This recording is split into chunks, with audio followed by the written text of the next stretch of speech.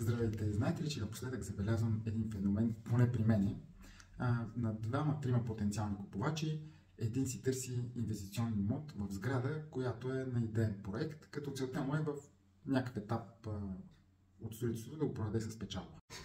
Предполагам, че съотношението при колегите е подобно, дори няма да се изненадам, ако при тях този тип клиенти е по-голям, защото аз предпочитам да работя имоти от вторичен пазар с разрешение за ползване.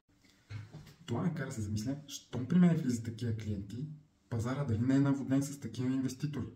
Колко пък е изгодно да изкуваш с такива имоти? Свързах се с няколко строителни предприемачи, с които съм работил и преди, да проверя колко струват цените им на идейните им проекти, които са на различни точки в София, и нулата реално са 2500 евро на квадратен метър.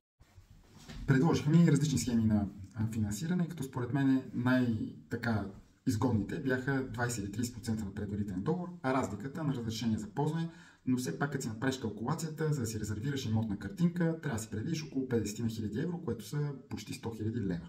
Честно казано, ако бях инвеститор, доста ще се замисля дали да затворя тези 100 000 в имотна картинка. Просто тази сума пари според мен дава доста по-широк хоризонт от опции за развитие. Може да инвестираш в стартъп, в франчайз, дори в себе си, в личното си развитие, вместо пак казвам да ги затвориш в един проект на картинка за период от 1 до 3, дай се Боже повече години. А какво да кажем за купувачите, които търсят имоти за лично ползване и са готови да платят 2500 евро на квадрат, да чакат между 24 и 36 месеца, вместо да си намерят имот в сграда с разрешение за ползване, защото има такива. За мен това е пълно лудост.